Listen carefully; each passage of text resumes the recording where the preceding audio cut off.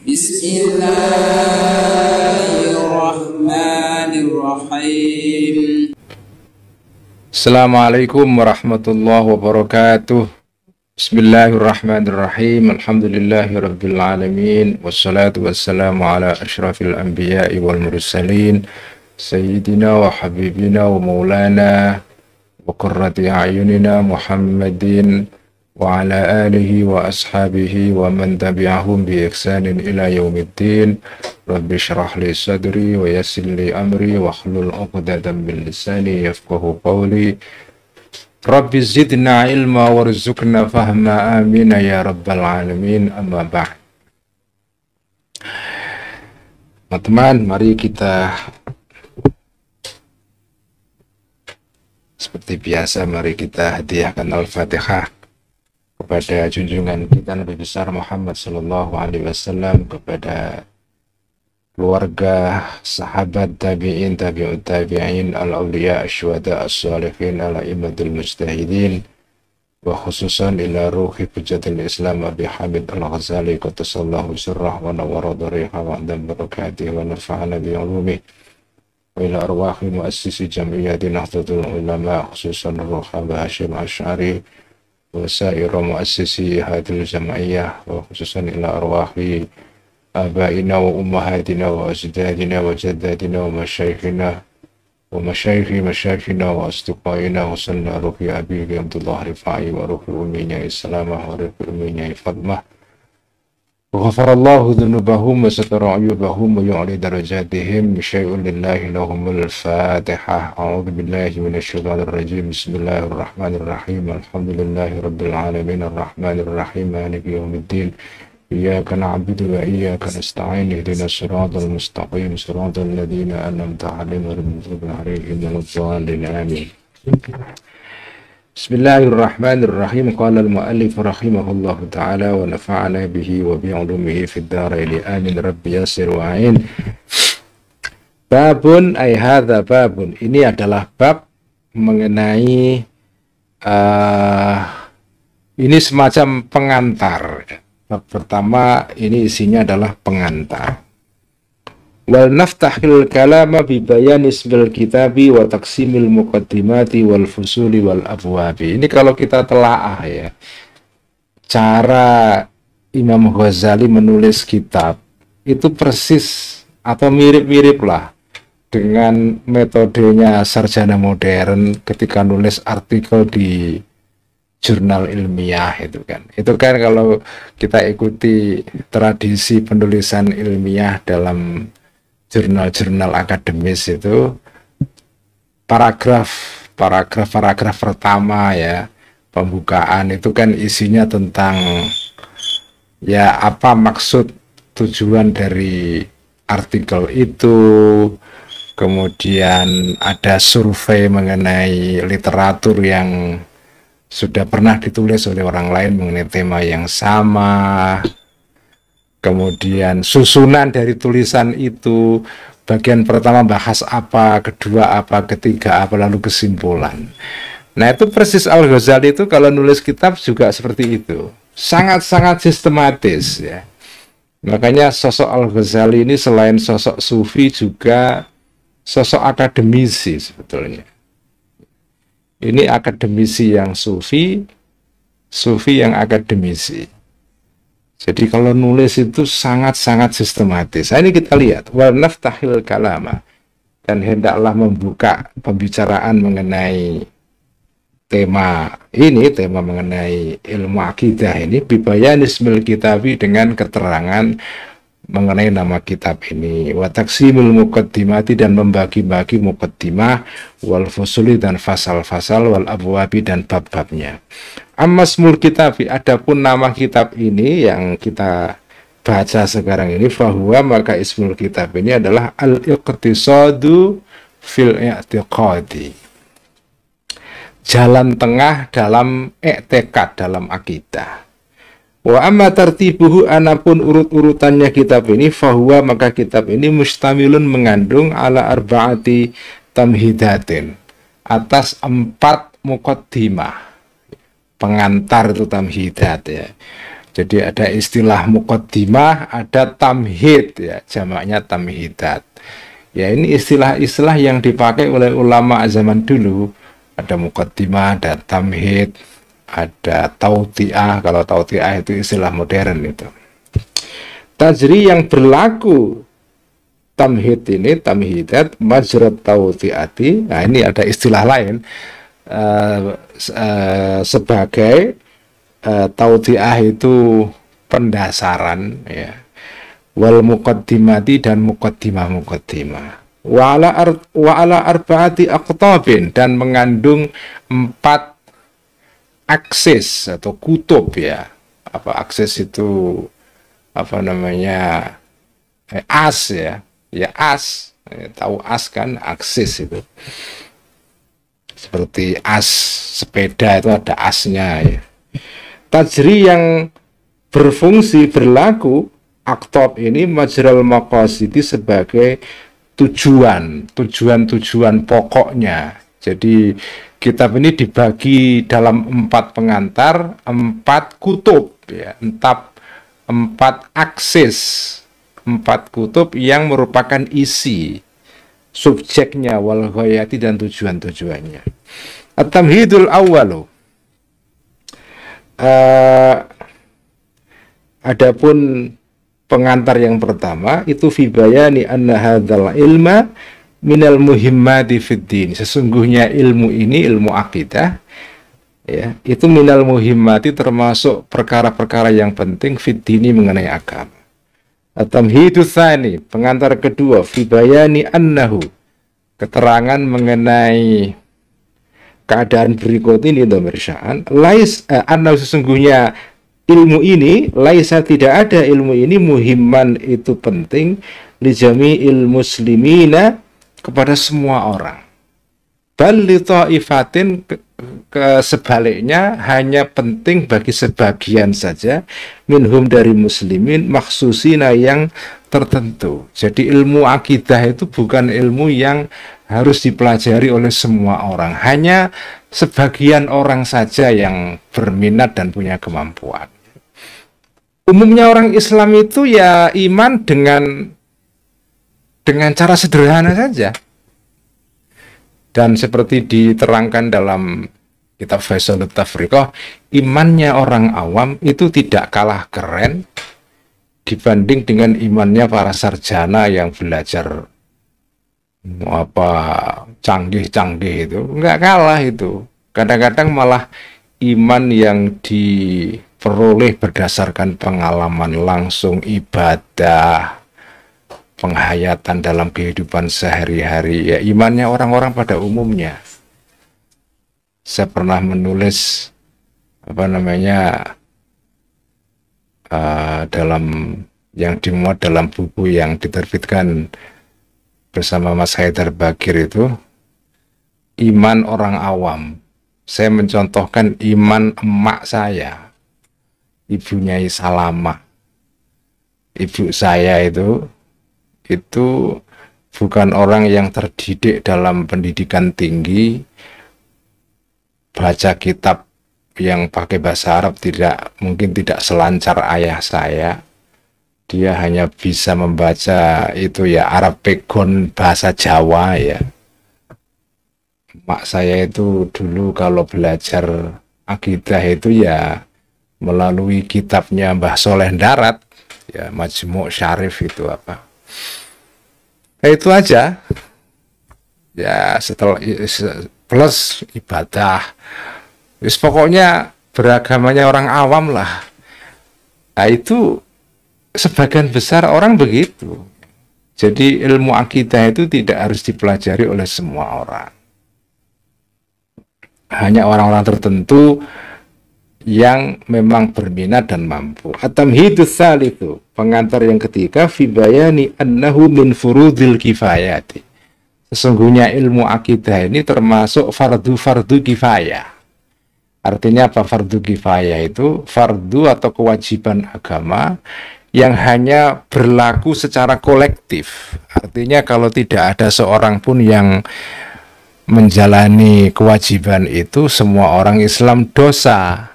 Tapi kalau sudah ada salah satu yang mengerjakan, semua orang Islam yang lain sudah bebas dari beban menjalankan keharusan atau kewajiban itu.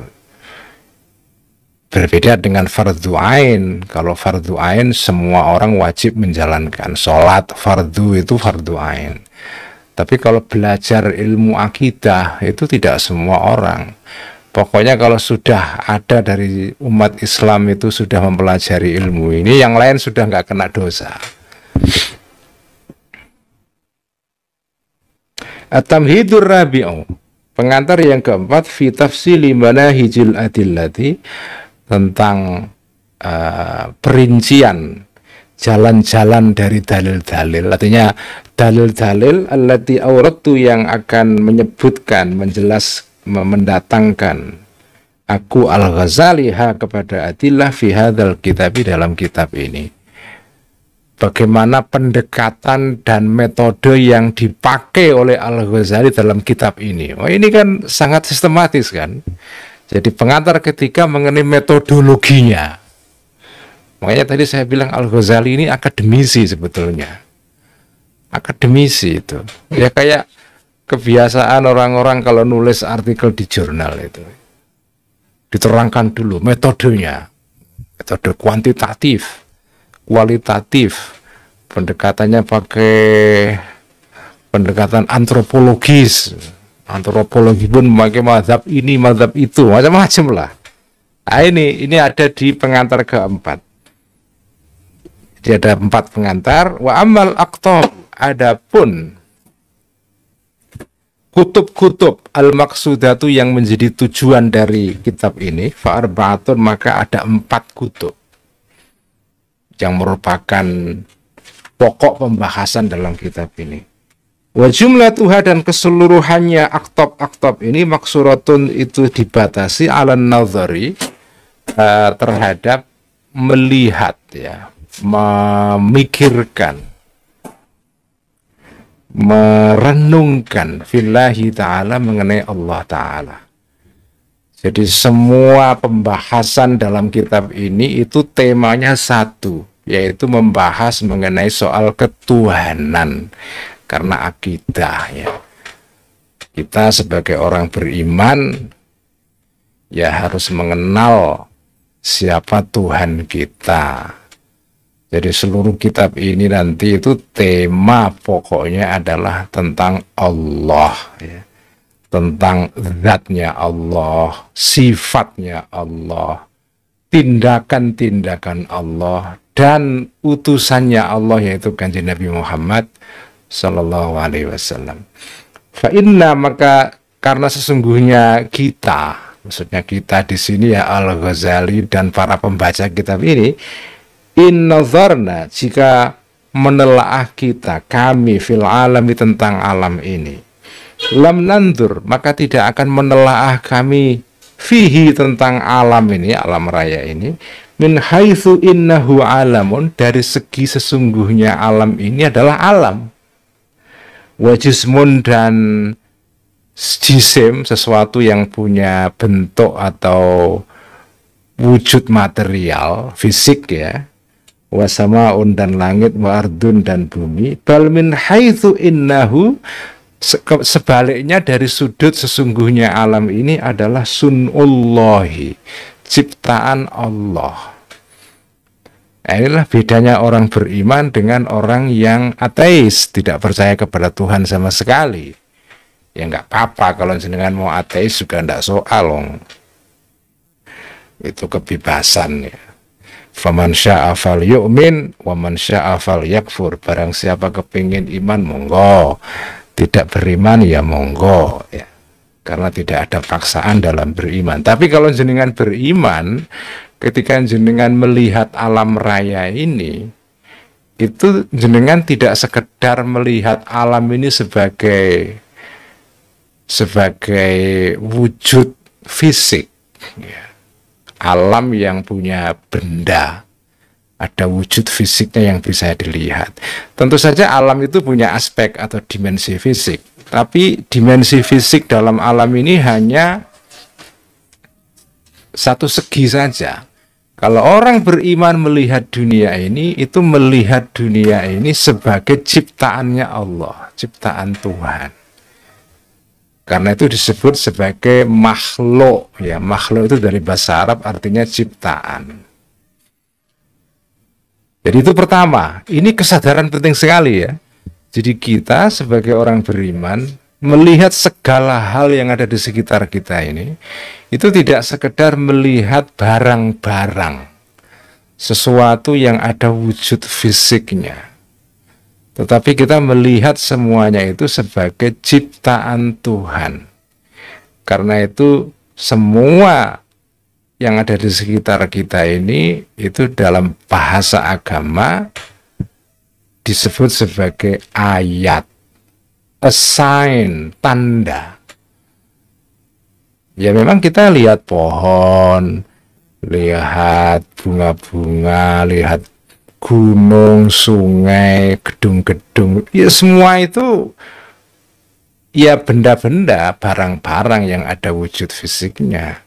Kita nikmati ya, karena itu merupakan pemandangan yang indah. Tapi kalau orang beriman melihatnya tidak hanya itu. Kita melihatnya semua itu adalah tanda yang menuju kepada Allah itu.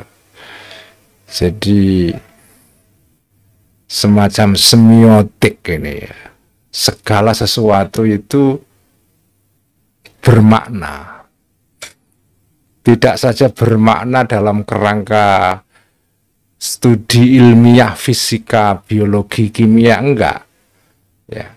Tetapi bermakna dalam pengertian ini semua adalah ciptaan Allah. Kalau kita renungkan, kita akan sampai kepada penciptanya. Itulah intinya akidah itu begitu. Dan inilah yang mencirikan cara pandang orang yang beriman dan tidak beriman. Saintis yang beriman dan tidak beriman ya di sini. Jadi ketika seorang ilmuwan bekerja di laboratorium, meneliti objek-objek fisikal, ya, objek-objek yang ada bentuk fisiknya di laboratorium, meneliti virus, meneliti bakteri, meneliti materi-materi yang berbagai jenis itu ya. Ya, seorang ilmuwan yang beriman ya, dia pertama meneliti tentang properties atau sifat-sifat dari benda-benda itu dan bagaimana benda-benda itu bekerja. Itu tingkat pertama. Dari sana dia kemudian memahami bagaimana alam ini bekerja, hukum apa yang mengatur benda-benda ini. Lalu ya sama dengan ilmuwan pada umumnya. Tetapi ilmuwan yang beriman itu setelah meneliti itu semua kemudian menyadari bahwa semua ini itu adalah ciptaan Allah. Termasuk misalnya,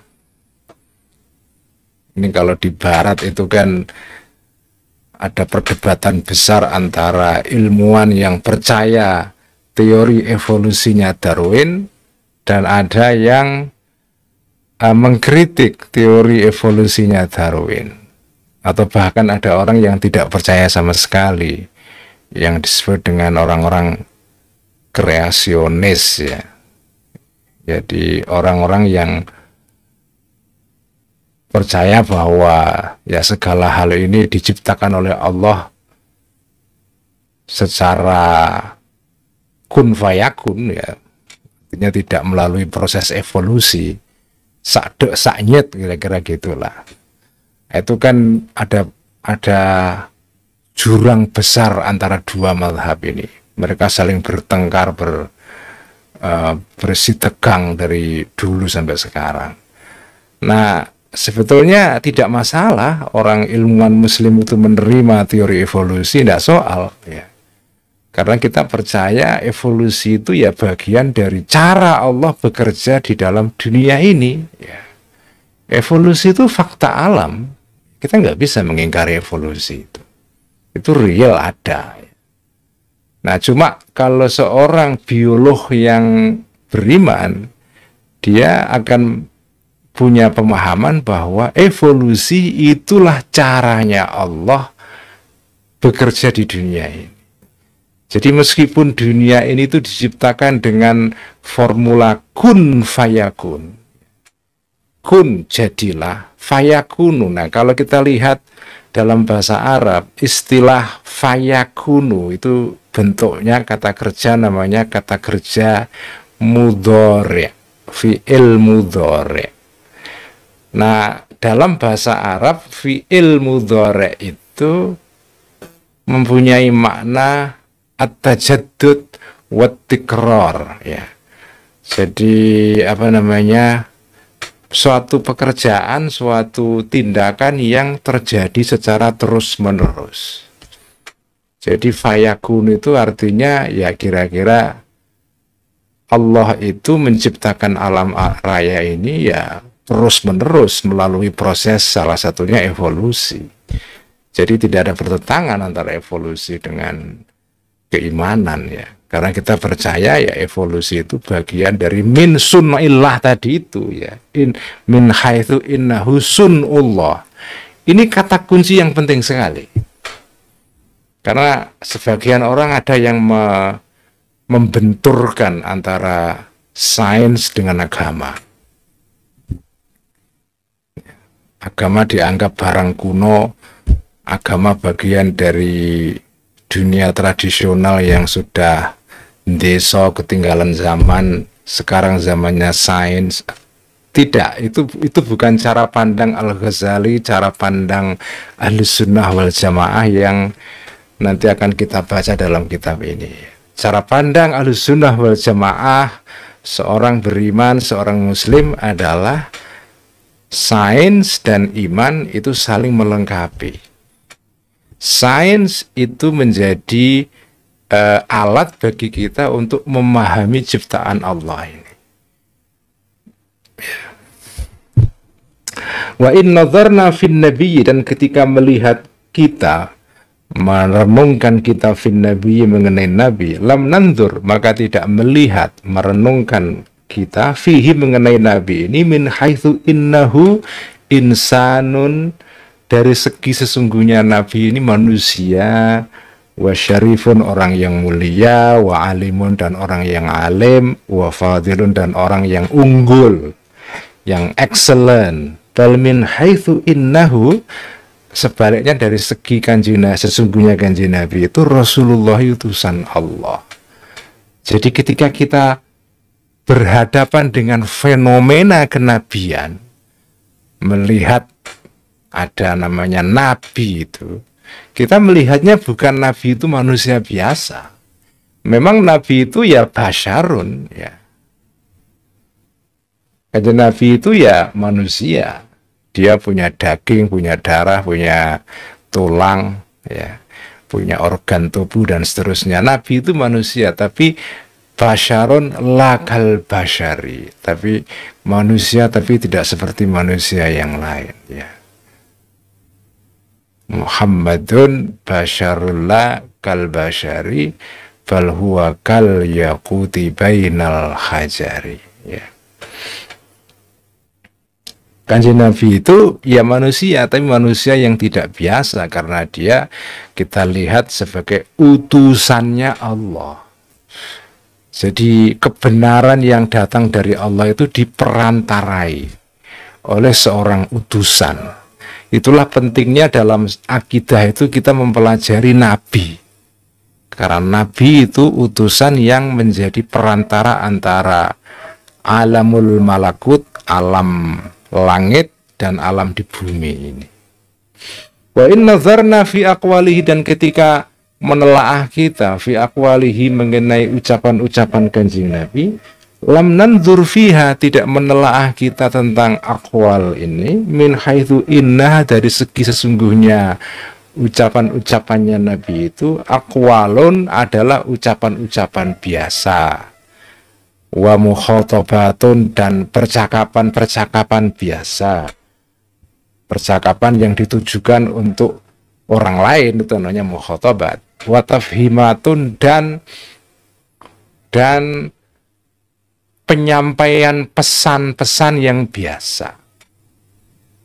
Bal min haitsu innaha, sebaliknya dari sudut sesungguhnya aqwal itu ta'rifun adalah perkenalan atau mengenalkan, biwasitotihi, melalui Kanjeng Nabi, melalui Kanjeng Nabi, ta'rif minallahi, dari Allah Ta'ala. Jadi ketika kita mendengar hadis Nabi, Nabi bersabda, itu kita tidak memandang hadis itu ucapan Kanjeng Nabi, tapi itulah perkenalan dari Allah melalui Nabi. Fala nadhara, maka tidak ada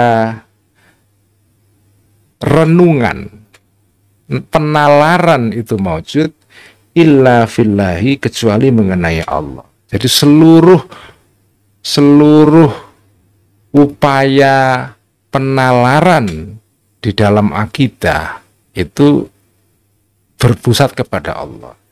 Wala matluba, dan tidak ada sesuatu yang dicari, tujuan akhir siwallahi, selain Allah. Wa jami'u atrafi hadzal ilmi, dan semua sisi-sisi ilmu akidah ini yaksuru itu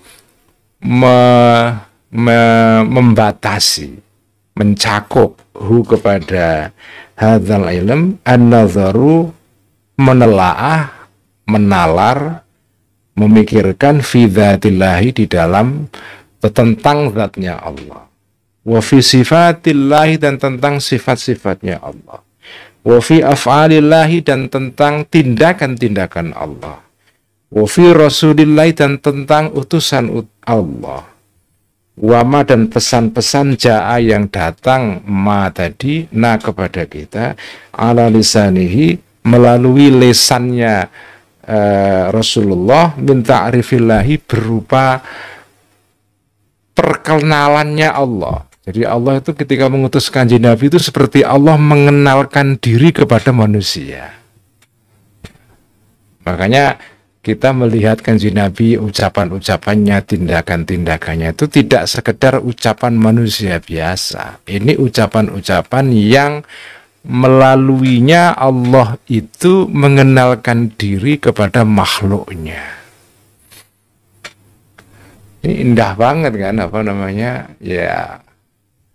Jadi Kanjeng Nabi itu tidak kita lihat sebagai manusia, tapi itu kayak instrumen, alat yang melalui alat ini kita bisa berkenalan dengan Allah itu. Karena Allah Maha Gaib, nggak bisa dilihat, tetapi Allah itu menampakkan dirinya kepada makhluknya ini melalui Kanjeng Nabi. Nah, inilah tema ilmu akidah itu, ya ini ya, tentang zatnya Allah, ya. Zat itu ya esensinya Allah, sifat-sifatnya Allah, tindakan-tindakan Allah, dan utusan Allah. Jadi 4 ini. Makanya 4 kitab ini terdiri dari 4 kutub tadi itu. Fahia maka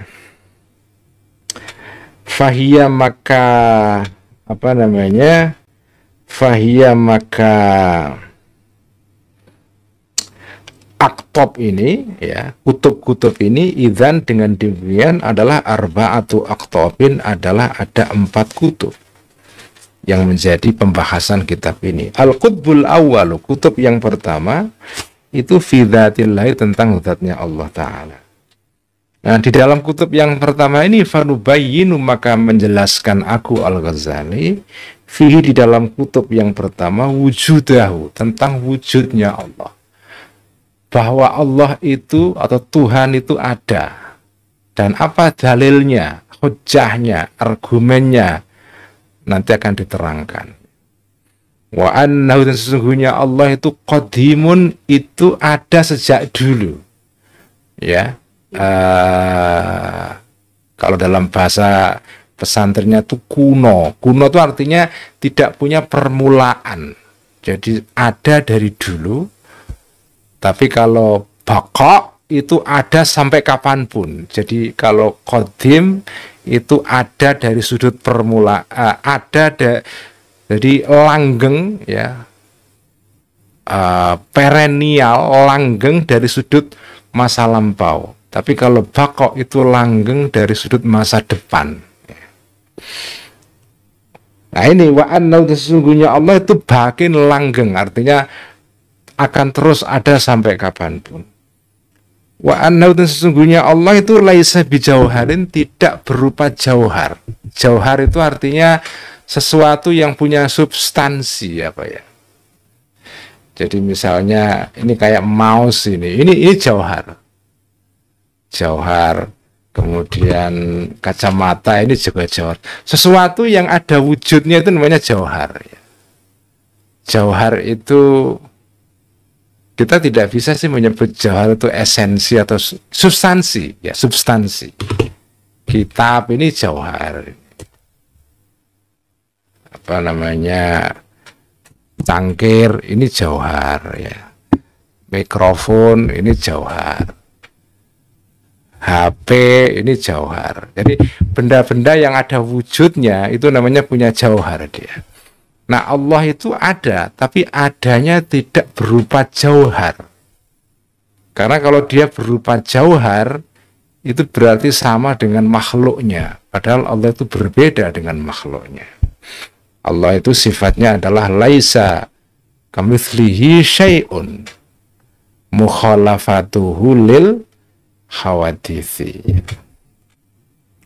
Wala jismin, dan tidak berupa jisim. Artinya jauhar yang ada wujud materialnya. Jauhar yang ada. Karena jauhar itu juga macam-macam. Ada jauhar itu yang tidak ada wujud fisiknya, seperti malaikat, roh ya. Itu kan tidak ada wujud fisiknya.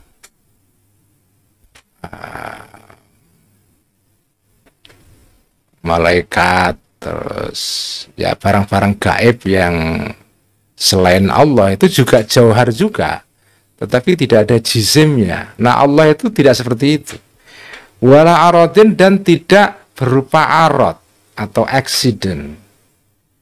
Artinya arod itu adalah sifat-sifat yang melekat pada jauhar. Misalnya ini namanya mouse, ini jauhar. Nah jauhar berupa mouse ini punya sifat-sifat namanya arod. Arod itu artinya dalam bahasa Inggris itu ada istilah yang bagus, properties.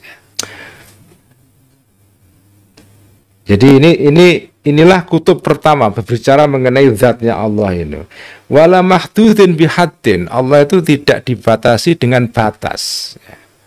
Jadi Allah itu tidak ada batasnya. Tidak di atas, tidak di bawah, tidak terkurung oleh limit, oleh batas itu. Wala huwa makhsusun, dan tidak Allah itu dikhususkan bijihatin dengan arah tertentu. Atas, bawah, kanan, kiri, tidak ada itu. Wa annahu mar'iyun, dan sesungguhnya Allah itu mar'iyun, bisa dilihat, tapi nanti di hari kiamat ya. Setelah kita bangkit lagi dalam kehidupan kedua, setelah kita mati, setelah kiamat, baru orang-orang itu diberikan kemampuan untuk melihat Allah. Kama annahu, sebagaimana sesungguhnya Allah itu maklumun, bisa diketahui. Ya melalui Nabi kan membawa pesan mengenalkan Allah, sehingga kita bisa mengetahui Allah. Wa annahu wahidun, dan Allah itu satu, tidak dua, tidak tiga, dan seterusnya. Fahadhihi, maka ini semua, ini tema-tema ini ya. Allah itu wujud, qadim, baqa, bakin, tidak jauhar, tidak jisim, tidak arad, tidak terbatas, tidak ada arah, dan bisa dilihat, dan Allah itu satu. Ada 10 tema dalam kutub pertama ini.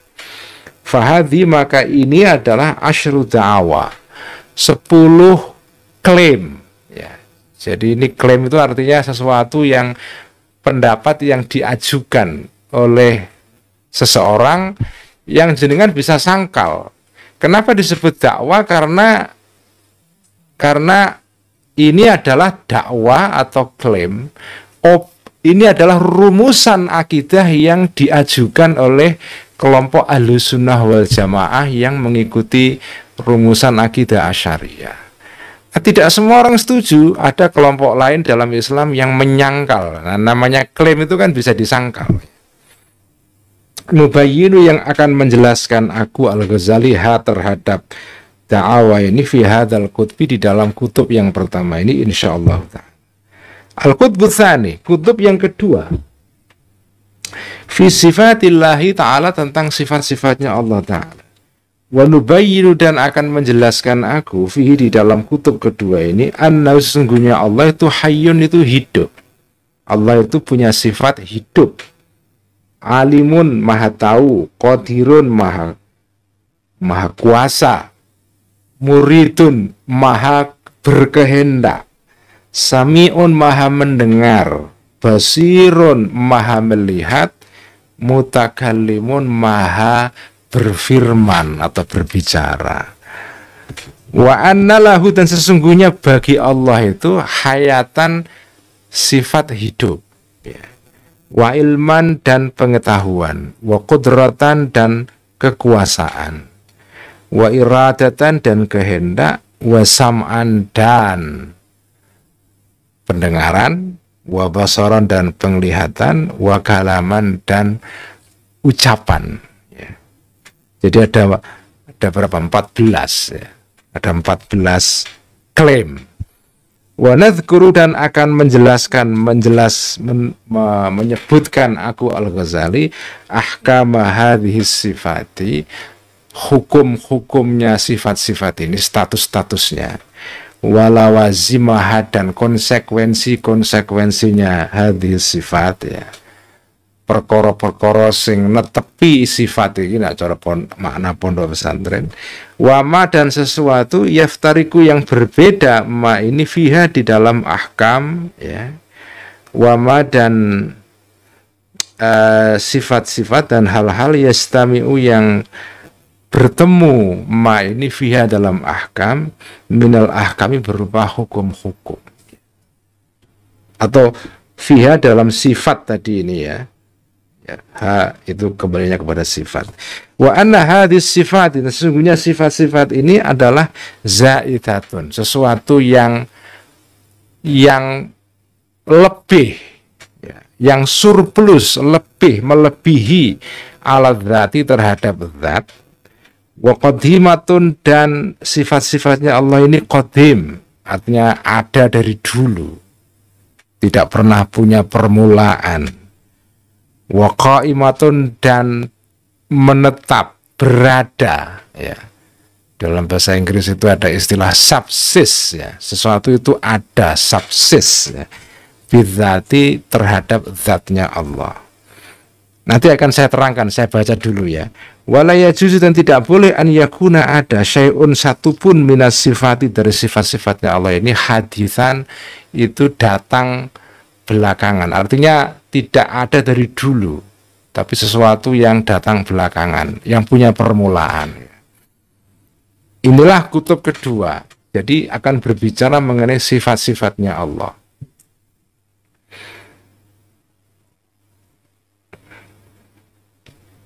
Jadi sifat-sifat Allah itu yang pokok-pokok, ya. Itu pertama, Allah itu hayyun, Allah itu yang maha hidup. Jadi hayyun ini adjektif, ya, adjektif, sifat, ya. Hayyun, Allah itu maha hidup. Alimun, maha tahu. Qadirun, maha berkuasa. Muridun, maha berkehendak. Sami'un, maha mendengar. Yang, karena ini sifat, ya. Basirun, yang maha melihat. Mutakalimun, yang maha berbicara atau berfirman.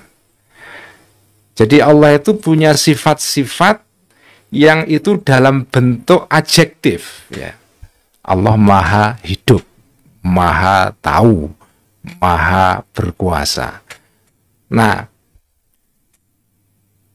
ini agak sedikit rumit, ya. Ini baru pengantar ini, ya. Jadi siap-siap. Nah, sekarang kita berbicara untuk menjelaskan masalah ini, berbicara tentang sesuatu yang di luar Allah nanti untuk menjelaskan masalah ini. Ketika jenengan menyebut misalnya ini tadi ini apa namanya mouse ya, tikus. Tikus ini ya, mouse ini. Jenengan lihat mouse ini, apa yang jenengan lihat warnanya ini? Mouse ini warnanya dia adalah mouse yang warnanya hitam. Oke, ya kan? Artinya dia punya sifat adjektif yang warnanya hitam. Ketika kita menyebut mouse itu warnanya hitam, berarti ada sesuatu yang lain, yaitu apa? Warna hitam. Jadi ketika kita mengatakan mouse itu warnanya hitam, pertama itu artinya mouse ini punya sifat yaitu dia berwarna hitam. Kedua, ada warna hitam yang melekat pada mouse ini. Lagi misalnya cangkir ini. Cangkir ini berwarna, oke lah kita sebutnya warnanya putih ya. Cangkir yang warnanya putih. Nah, ketika kita mengatakan cangkir itu warnanya yang berwarna putih, itu di dalam perkataan yang berwarna putih, itu ada dua hal. Pertama, sifat yang melekat pada cangkir ini itu yang berwarna putih, itu kan sifat. Yang kedua, warna putih itu sendiri. Jadi, ketika kita mengatakan sesuatu itu berwarna hitam, itu ada dua hal di situ. Pertama, sesuatu itu bersifat hitam. Yang kedua, warna hitamnya sendiri. Jadi ada dua aspek di situ. Nah, sama ketika kita mengatakan Allahu Qadirun. Allah itu maha kuasa.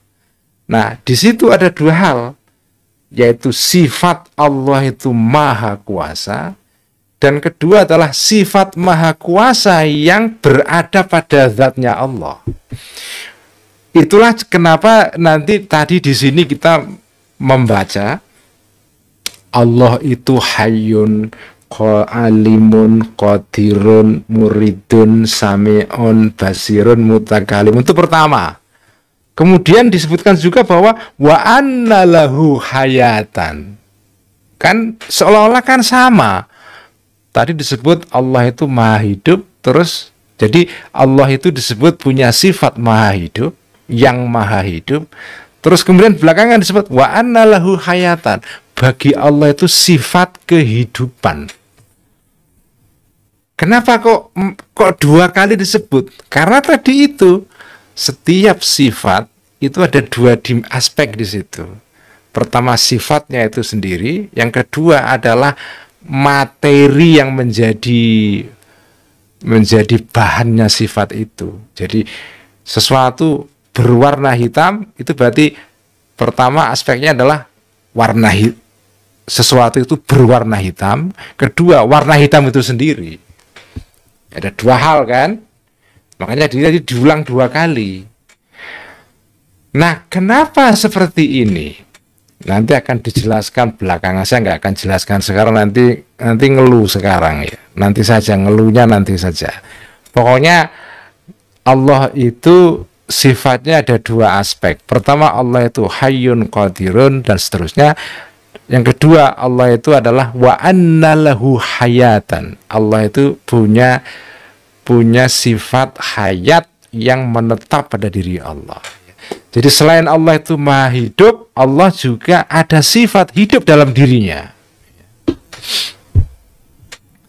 Kenapa demikian? Karena sifat hidup itu berbeda dari Allah.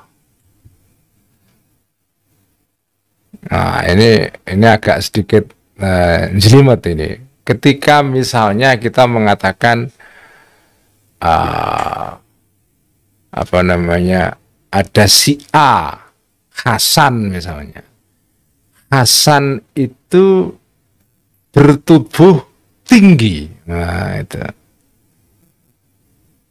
Pertanyaannya, sifat tinggi itu identik dengan Hasan atau berbeda dari Hasan?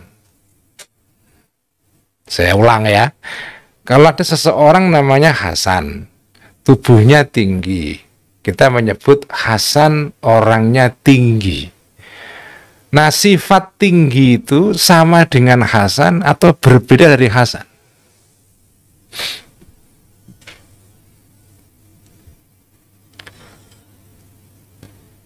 Sifat tinggi itu sama dengan Hasan atau berbeda dari Hasan? Kalau menurut mazhab Asy'ariyah, ya, disebutkan di sini, ya, apa namanya, wa anna hadhihi sifati zaidatun ala dzat. Jadi sifat itu sesuatu yang ekstra di luar zat seseorang. Jadi kalau kita mengatakan Hasan itu tinggi, sifat tinggi itu di luar substansinya Hasan. Jadi ada Hasan, ada sifat tinggi yang melekat pada Hasan. Jadi sifat itu sesuatu yang terpisah itu. Makanya dikatakan di sini wa anna as-sifat itu zaidatun. Sifat itu adalah sesuatu yang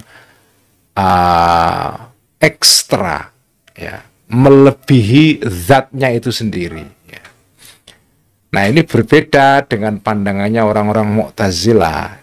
Orang-orang Mu'tazilah mengatakan sifat dan zat itu jadi satu. Jadi Hasan dan sifat tinggi itu jadi satu. Jadi satu. Nah, mazhab Asy'ari yang diikuti oleh Al-Ghazali itu tidak setuju. Sifat itu ya beda dengan zat. Karena kalau sifat dan zat itu identik, itu tidak masuk akal. Ini menurut orang-orang Asy'ariyah yang diikuti oleh Al-Ghazali. Karena kalau sifat dan zat itu sama, berarti kalau ada orang, ya, sifatnya tinggi, berwarna coklat, kurus, rambutnya ikal. Kan banyak orang itu kan punya sifat banyak. Kalau sifat itu identik dengan orang itu sendiri, orang yang punya sifat itu, berarti sifat ikal, tinggi, coklat, kurus, itu berarti sama dong. Jadi sifat tinggi dengan sifat ikal sama, karena itu identik dengan zatnya. Artinya sifat itu tidak punya otonomi sendiri, kan? Nah, ini pembahasan di dalam akidah ya yang agak mendalam seperti ini. Makanya tidak semua orang diharuskan untuk belajar hal seperti ini, karena ya tidak semua orang mampu, kan. Makanya belajar ilmu akidah itu fardhu kifayah. Tidak semua orang diwajibkan. Tapi apa gunanya ini semua dipelajari? Karena itu bagian dari cara kita membela akidah. Karena ada orang yang punya pandangan lain yang berbeda, yang di dalam pandangan mazhab Asy'ari itu kurang tepat atau bahkan keliru, sesat, ya.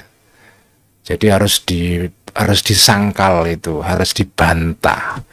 Nah, membantahnya kan harus pakai hujjah. Nah, inilah cara untuk membela akidah Asy'ariyah, ya, dengan mengetahui dasar-dasar seperti ini, ya.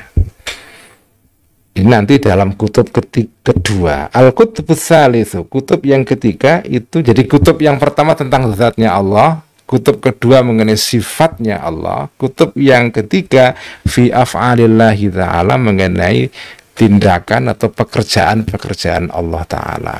berupa alam raya ini. Alam raya ini itu semua adalah merupakan manifestasi dari tindakannya Allah. Si Allah itu bertindak. Ya, kita juga bertindak, manusia juga bertindak kan. Manusia itu kan punya action, punya tindakan. Allah juga punya tindakan. Sama, ya. Tetapi punya sifat-sifat yang beda. Tindakannya Allah beda dengan tindakannya manusia. Nah, wafihi dan di dalam kutub yang ketiga ini sab'u da'awa, ada 7 klaim. Wahua, yaitu ya annahu sesungguhnya keadaan berikut ini la yajibu tidak wajib alallahi ta'ala terhadap Allah Ta'ala at-taklifu memberi beban kepada makhluknya. Atau at-taklifu itu beban, ya. At-taklifu itu beban.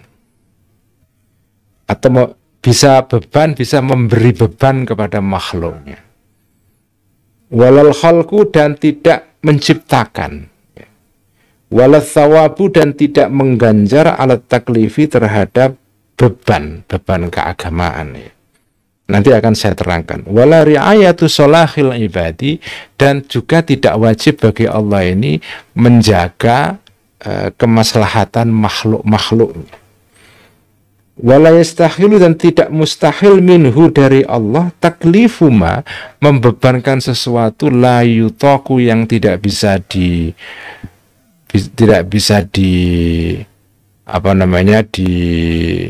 disangga, dipikul beban itu. Wala yajibu dan tidak wajib alaihi bagi Allah al-iqabu menyiksa seseorang alal ma'asi karena berbuat maksiat-maksiat. Wala yastahilu dan tidak mustahil minhu dari Allah bi'atsatul anbiya'i mengutus para nabi-nabi. Bal yajuzu sebaliknya mungkin zalika bi'atsat, ya zalika tadi itu yaitu bi'atsatul anbiya'. Wa fi muqaddimati hadzal qutbi dan di dalam pembukaannya kutub ketiga ini bayanu maknal wajibi wal hasani wal qabihi, ada penjelasan tentang apa itu konsep hasan, sesuatu yang al wajibi sesuatu yang wajib, wal hasani dan sesuatu yang baik, wal qabihi dan sesuatu yang buruk, ya. Apa maknanya ini semua? Ini bagian dari pembicaraan yang amat penting di dalam akidah, ya. Akidah versi Asy'ariyah. Mungkin bagi sebagian orang agak mengagetkan ini. Dalam pandangan akidah Asy'ariyah, saudara-saudara, ya, ada beberapa pokok pembicaraan mengenai af'alullah, tindakan-tindakan Allah. Nah, di dalam pembicaraan ini ada hal-hal nanti yang akan didiskusikan. Misalnya pertama, Allah itu la yajibu Allah. Intinya semuanya ini adalah, kalau mau diringkaskan, diperas, ya, Allah itu adalah Tuhan yang maha bebas. Allah itu tidak mempunyai kewajiban apapun untuk melakukan apapun. Misalnya begini, ini bagi sebagian orang mungkin agak aneh. Kalau ada hamba Allah berbuat kebaikan, apakah Allah otomatis wajib mengganjar orang itu? Seperti hukum yang berlaku di dalam kehidupan manusia. Kalau ada orang berbuat baik, ya dibalas baik. Orang yang mendapatkan perlakuan baik, dia wajib membalas kebaikan yang sama. Tit for tat, itu istilah gitu kan. Jadi kalau ada hamba berbuat baik, apakah Allah wajib membalas orang itu dengan memasukkan dia ke surga, misalnya? Dalam akidah Asy'ariyah enggak.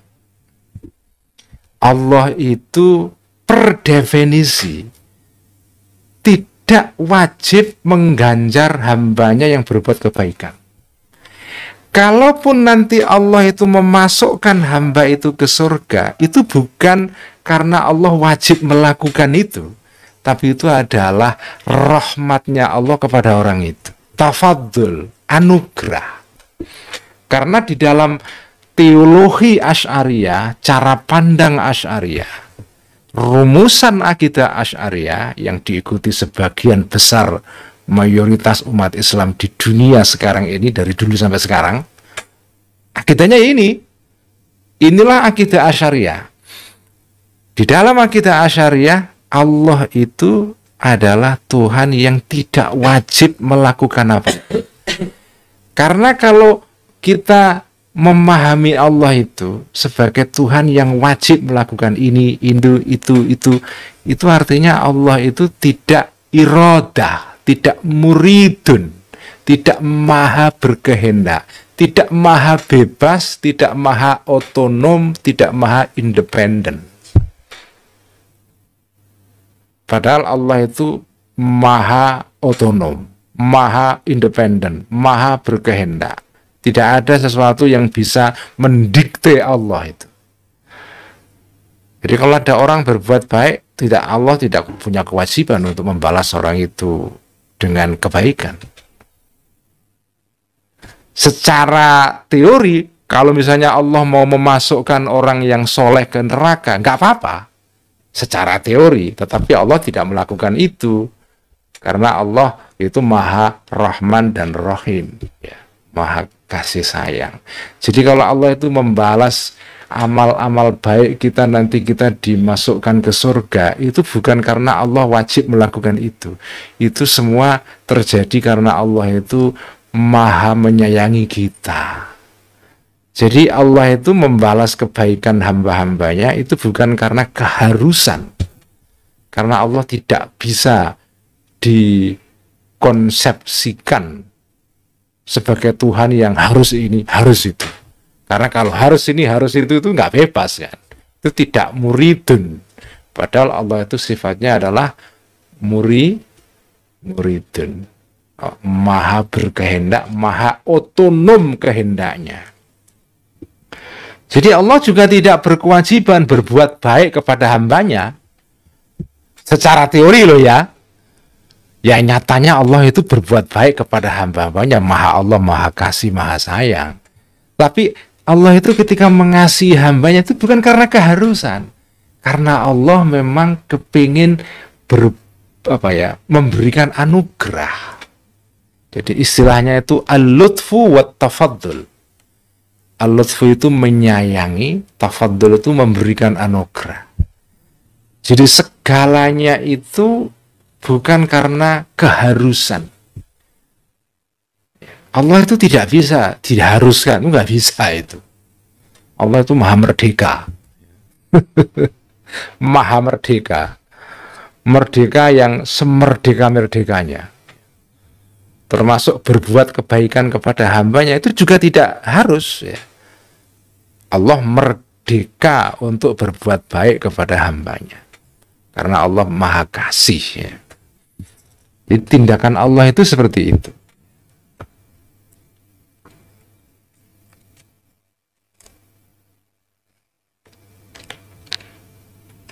Nah,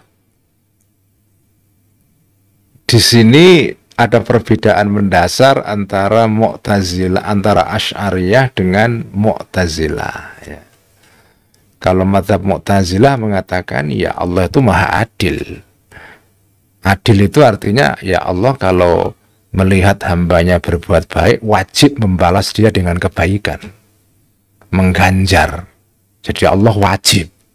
Nah itu kalau konsepsi Mu'tazilah. Jadi ada semacam hubungan yang mekanistik dan kausalistik, ya, apa namanya, saling sebab akibat, ya.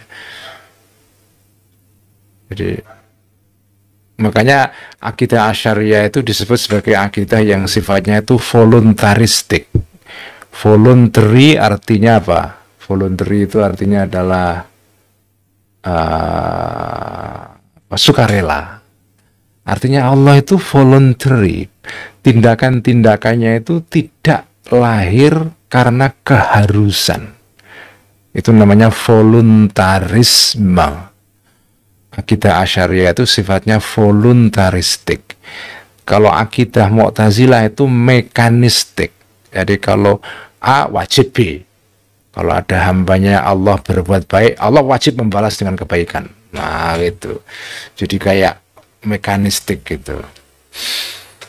Nah kalau teman-teman ada yang pernah membaca bukunya, ini kawan saya sendiri, Mustafa Akyol, yang sekarang tinggal di Washington ya. Dia nulis buku judulnya apa namanya yang terakhir ini ya,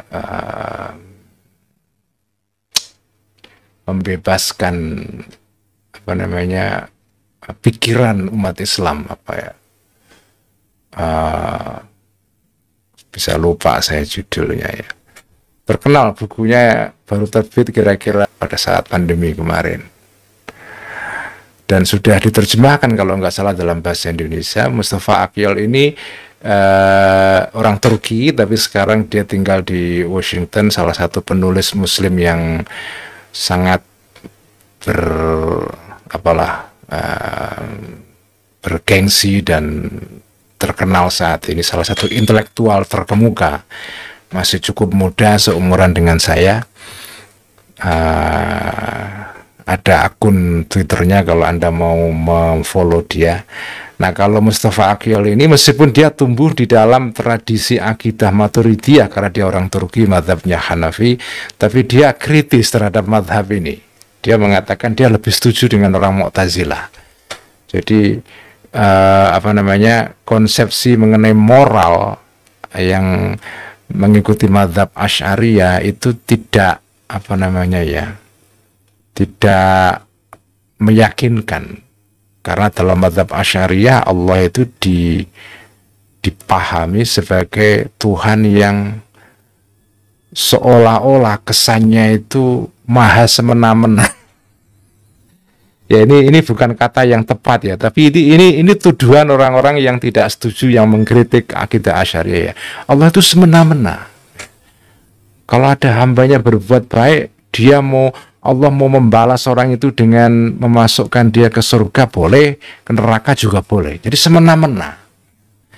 Sebetulnya tidak benar ya kritik semacam itu, karena concern dari akidah Asy'ariyah itu adalah bukan kepingin ya. Akidah Asy'ariyah itu memahami Allah itu Tuhan yang maha berkehendak. Kehendaknya itu tak terbatas. Tapi itu bukan berarti artinya Allah itu semena-mena. Memang Allah itu tidak wajib membalas hambanya yang berbuat baik dengan kebaikan. Tidak wajib, karena Allah tidak bisa diwajibkan.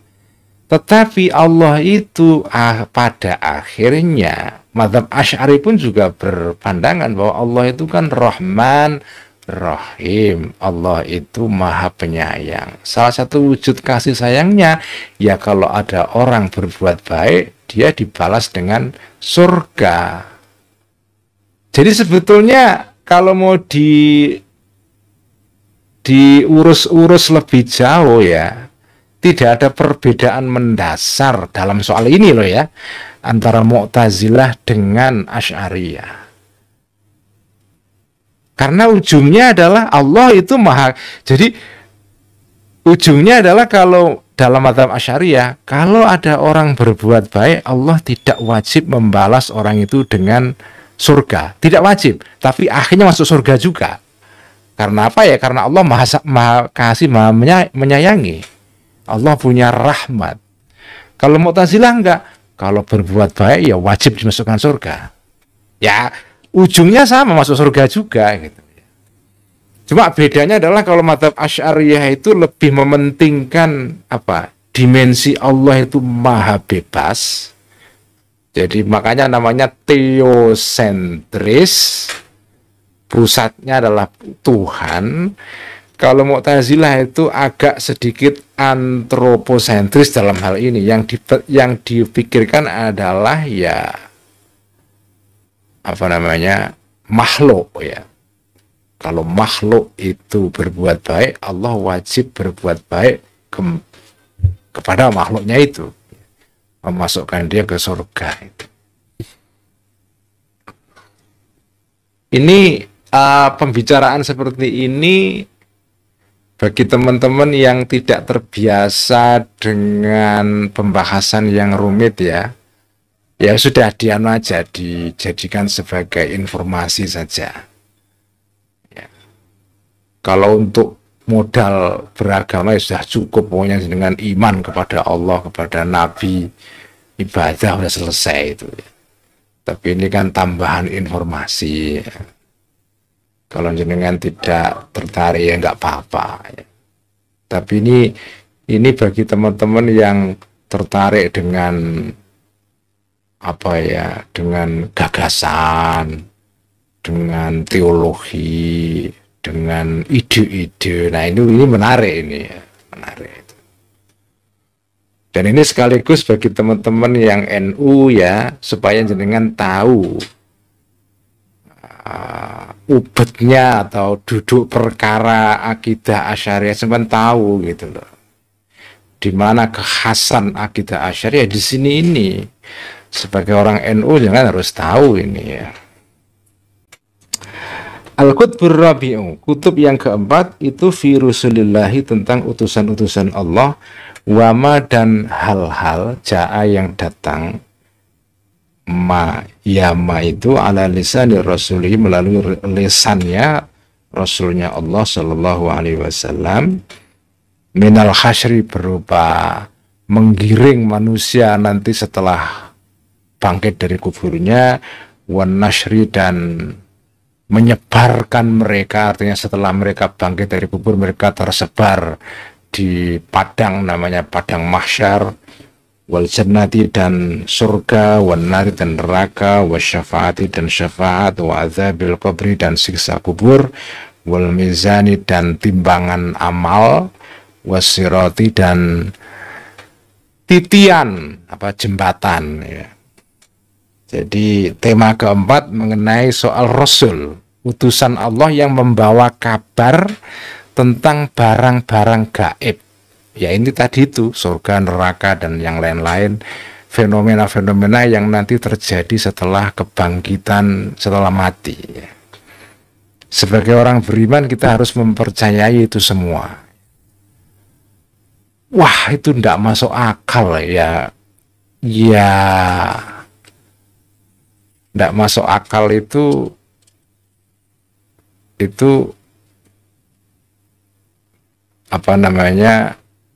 ya mungkin tidak masuk akal dalam pengertian akal modern ya, karena akal ini kan cara kerjanya kan macam-macam.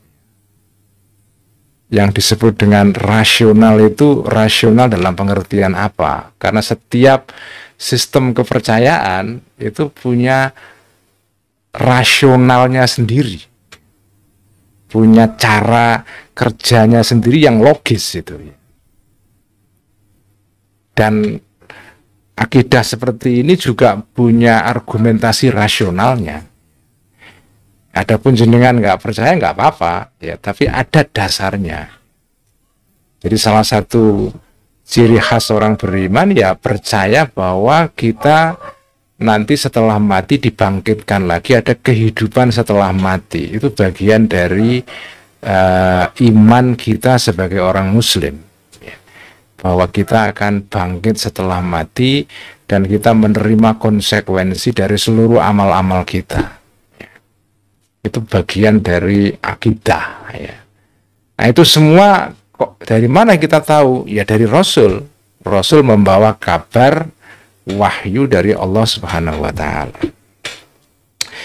Wa fihi, dan di dalam kutub yang keempat ini, arba'atu abwabin, ada 4 bab. Jadi kutub terakhir ini dibagi lagi dalam 4 bab. Al-babul awal, bab yang pertama, fi itsbati nubuwati nabiyina, tentang menetapkan, mengkonfirmasi kenabian Nabi kita Muhammad Shallallahu Alaihi Wasallam, tentang apakah betul Muhammad itu Nabi. Nanti dibahas di sini. Al-babu tsani, bab kedua, fima warada, tentang hal-hal warada yang datang, yang sampai kepada kita ala lisani, melalui lisannya kanjeng Nabi Shallallahu Alaihi Wasallam, min umuril akhirati, berupa kabar-kabar kehidupan setelah mati, kehidupan kelak. Al-babu tsalitsu, bab yang ketiga, fil imamati, mengenai imamah, wa syurutiha, dan syarat-syaratnya imamah. Artinya di sini imamah ini kepemimpinan kepemimpinan politik ya. Karena salah satu pokok pertengkaran setelah wafatnya Nabi itu kan siapa yang layak menjadi imam setelah Nabi wafat itu. Al-babur rabi'u, bab yang keempat, fi bayanil qanuni, tentang penjelasan mengenai kaidah fi takfiril firaqil mubtadi'ati, tentang mengkafirkan kelompok-kelompok yang membawa bid'ah atau pendapat-pendapat yang dalam pandangan Asy'ariyah itu keliru ya. Nah, ini sudah dibahas dalam kitab yaitu Faisalut Tafriqah. Tapi nanti akan diterangkan lagi di dalam bagian keempat dalam kutub keempat, bab keempat dalam kutub keempat. Inilah struktur kitab ini ya. Jadi 4 muqaddimah, 4 pokok pembahasan. Pokok pembahasan itu diistilahkan oleh Al-Ghazali dengan Al-Qutbu, kutub, eksis ya. Jadi seolah-olah klaster, nah kayak klaster, ada 4 klaster pembahasan, ada 4 muqaddimah. Sekian, assalamualaikum warahmatullahi wabarakatuh.